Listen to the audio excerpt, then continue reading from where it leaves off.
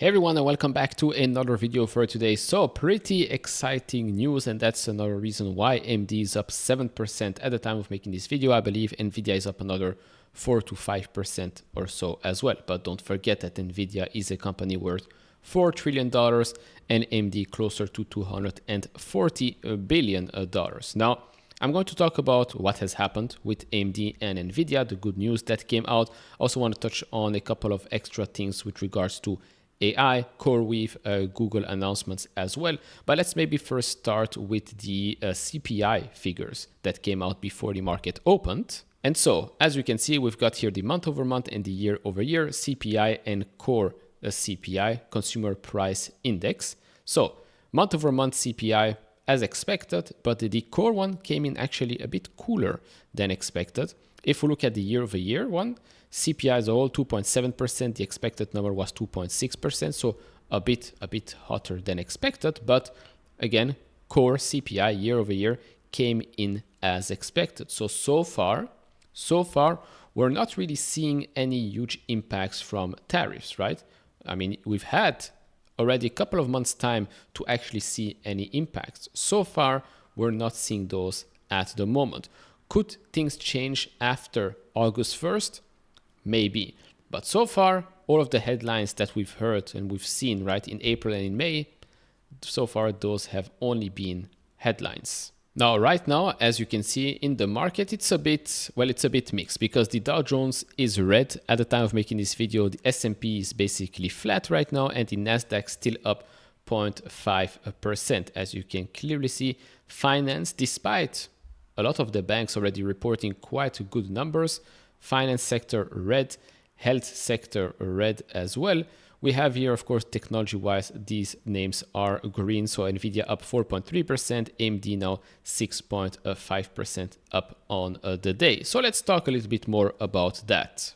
Of course, if you're new here, hit the subscribe button. We really appreciate that. And if you want to support me even further, do check out the link down in the description and in the pinned comment to the top 10 best stocks to buy now, or go to fool.com/couchinvestor. Thank you very much. And also special thanks to fiscal.ai, previously FinChat, for sponsoring this video. Now, AMD, right? We've been talking about AMD for quite a while. We've talked about AMD at 100, under 100, just above 100. Many of the comments during the live streams have been, well, AMD now $155, which means that year to date we've been performing quite well, right? We're up 30%, so beating the market at the moment year to date. And over the past 12 months, we are still down. Now, why is that? Well, because last year, remember, last year AMD stock was actually, as you can see right here, March 2024, was actually above $200. And so you're going to say, oh, so if it was above $200 last year, maybe it should be above $200 right now. No. I think it should have never been at $200 last year. The narrative was Nvidia is number one, AMD can be the other Nvidia, and so that's why AMD should be at $200. No, AMD today at $156 makes sense. Me, as I said during the live stream, I think AMD right now is a hold, right? I don't want the market to keep pushing AMD to $200, $300 right now without us actually seeing the business accelerating, and so the stock deserves to go higher and higher. Now, that doesn't mean that in the future it cannot reach those highs. No, for sure. But I don't want a scenario where, again, right now, the stock gets pushed up too high on the basis of, well, the market suddenly says, oh, this is the next Nvidia or something like that. No, they will have to prove that they are the next Nvidia. So far, so good, which is why we're back at $156, which is why we're back at $240 billion or so in market cap. But what we investors want to see is continued execution and maybe an acceleration in growth, especially when it comes to, well, data center, GPU, AI accelerators, and all of that. Now, what could help with that is, of course, doing business in China. And so we've got a good report that came out late last night. AMD to restart MI308 AI chip sales in China, joining NVIDIA's H20. We plan to resume shipments as licenses are approved. So, of course, this is going to be good for NVIDIA and for AMD. NVIDIA actually, went out and released a press release, a note here. NVIDIA CEO Jensen Huang promotes AI in Washington, D.C. and China, and he said the following thing. He's already, by the way, in China. He met with government and industry officials to discuss how AI will raise productivity and expand opportunity. The discussions underscored how researchers worldwide can advance safe and secure AI for the benefit of all. Jensen also provided an update to customers, noting that Nvidia is filing applications to sell the Nvidia H20 GPUs again. So I would assume, since Nvidia's fiscal quarter right now is ending in 2 weeks or so, I would assume we will not see any impact of this in the upcoming quarter, upcoming earnings report a month from now. We're definitely not going to see any impact on this for AMD. But what will get impacted is, of course, guidance. And that's going to be the important part. More on that in just a bit. The US government has assured Nvidia that licenses will be granted, and Nvidia hopes to start delivery soon. Finally, Jensen announced a new, fully compliant Nvidia RTX Pro GPU that is ideal for digital twin AI for smart factories and logistics. Then I do want to end by saying this, because someone during the stream did ask, how did he convince the administration to allow them to sell the H20s again to China? Well, I think this sentence here says it all. We believe that every civil model should run best on the US technology stack, encouraging nations worldwide to choose China. Because China is not stupid, right? They've been developing their own technologies. Huawei has been doing a very good job. Now imagine if Nvidia, AMD, and all of those American companies could not sell in China. And again, these are H20s. These are not the best of the best ones, right? Okay, just so we're clear. Now this could push China, and this is pushing China into developing their own products. Now give China enough time and they'll come out with quite competitive solutions. And since China itself is a huge, huge market, they will of course grow inside their own country, but this also allows them to sell outside of China. And yes, you would like every possible AI company or other companies out there to adopt US tech instead of Chinese one. So it is in the best interest of the US to allow companies like Nvidia and AMD to sell, of course, not the best of the best GPUs to China, but H20s in this case, and the MI308 in AMD's case, I think is a good solution. Now, if we go back and look at what China does for a business like AMD and for a business like Nvidia, for example. So we can go here on fiscal.ai, you go to financials, segments, and KPIs, because this is basically one of the strengths of the platform here. You can look at specific segments and KPIs for most of the companies that we follow. And then we just look at how much revenue they generate in each of those countries. And you will see that for AMD, although, I mean, we will go look at the last, let's do the last five years or so. You can see that the United States, of course, is the biggest chunk, but China has increased quite a lot since 2020, right? China has increased by 167% since 2020. 2023 was not a good year for AMD in China. That decreased, so it peaked here at $5.2 billion back in 2022. But last year, we reached a new top at $6.2 billion. Of course, for fiscal 25, that will be a bit noisy since, well, they couldn't sell, now they can sell, so there is a delay and all of that. But as a percent of overall revenue, China is a big deal for AMD, a much bigger deal than Nvidia, for example. Although, as you will see, the numbers for Nvidia in China are also quite big. But right now, as a percent of overall revenue, for AMD, China is, of course, a big deal. Now, if we go and look at the transcript, more specifically what they told us last quarter, we can go here to custom summary, because if you don't want to read the whole transcript, you can ask it specific questions. So what did management tell us about the China business? So we get a little bit more information around that. And so they told us the following. They're estimating $700 million revenue reduction in Q2 and approximately $1.5 billion for the full year. So I think it was 700 million, then another 800 million after that. The majority of the impact is expected in Q2 and Q3, with very little impact in Q4, as the fourth quarter was already planned to focus on the MI350 family, which would be non-China revenue. But now that we do get the MI308 back, again, Q2 still get hit, Q3 probably becomes, and Q4 actually maybe as well, does now become a tailwind since they can start to sell back into China. So that's going to be a very, very good thing for AMD going forward. And yes, I do assume that some of it is priced into the stock right now. If we look at Nvidia, for example, we ask here the exact same thing to the AI model on fiscal.ai. We see the following thing. In Q1, Nvidia recognized $4.6 billion in H20 revenue before April 9th, but also took a $4.5 billion charge due to inventory write-downs and purchase obligations related to pre-existing orders. They were unable to ship $2.5 billion in H20 revenue, so that's all in all 4.5 plus 2.5, so that's $7 billion. And so for Q2, Nvidia expects a meaningful decrease in China data center revenue and anticipates a loss in H20 revenue of approximately $8 billion. So Q2, that's the quarter that they'll report at the end, I believe it's at the end of August.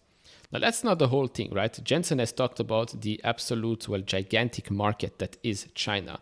So he emphasized that China is one of the world's largest AI markets, estimating it at nearly $50 billion, 50, and a crucial springboard for global success. So now that that market is open again, because remember, for them, for the Hopper series, for NVIDIA China, it was basically a zero right now, right? Well, 2 days ago, a day ago. Now you're opening up that market yet again. It's going to be a huge for a company, of course, like NVIDIA and AMD alike. Now here as well, we can look at NVIDIA's revenue generation. Where do they generate their revenue from?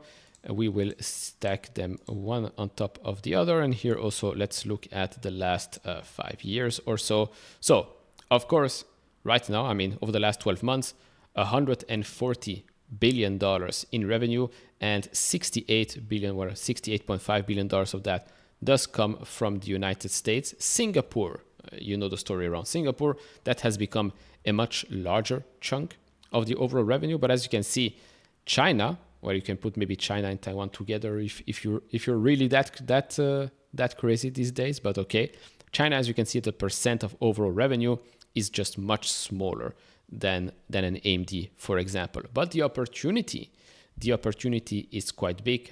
It's quite tens of billions of dollars in added revenue for NVIDIA, and that's why we're seeing now the stock react also accordingly. So we add China, we add also Middle East. Don't forget that NVIDIA and AMD have deals in the Middle East with Saudi Arabia, with the UAE, and so you add all of those things together, you now get quite a lot of tailwinds. Now, before looking at some other specific news, if you want to try this out, of course, do it on fiscal.ai. Link is down in the description. You'll get 15% off. For new users, you can get 2 weeks of Fiscal Pro for free. So do check them out. And I really, really appreciate everyone that has been using my links over the last couple of weeks and months. Moving on to some more interesting news. So Coreweave stock did pop again today after the company announces a $6 billion AI data center in Pennsylvania. Pennsylvania got a lot of deals today. So Coreweave stock climbed after the company announced a $6 billion AI data center project in Pennsylvania. The commitment includes an initial 100 megawatts data center that will be able to expand to 300 megawatts. The announcement comes as part of the Pennsylvania Energy and Innovation Summit in Pittsburgh, where President Donald Trump and his administration are talking AI and investment in the state. An extra thing here, again, Google. There won't be any video where I will not talk about Google. Just deal with it. Google is going to invest $25 billion in data centers and AI infrastructure across the largest US electric grid. They will spend $25 billion on data center and AI infrastructure in the PJM electric grid region over the next 2 years. Now, I didn't know what that meant. Apparently, it's the Pennsylvania, New Jersey, and Maryland interconnection, which I've actually pulled this up right here. So the PJM interconnection operates a competitive wholesale electricity market and manages the reliability of its transmission grid. It provides open access to the transmission and performs long-term planning. In managing the grid, it centrally dispatches generation and coordinates the movement of wholesale electricity in all or part of 13 states. Delaware, Illinois, Indiana, Kentucky, Maryland, Michigan, New Jersey, North Carolina, Ohio, Pennsylvania, Tennessee, Virginia, and West Virginia, and the District of Columbia, which is DC. PJM's market include energy, day ahead, and real-time capacity and ancillary services. So here again, I mean, big news for these big tech players. We've heard, of course, about the huge data center plans for Meta. And my question was, okay, where's the energy going to come from, right? Where's the energy going to come from?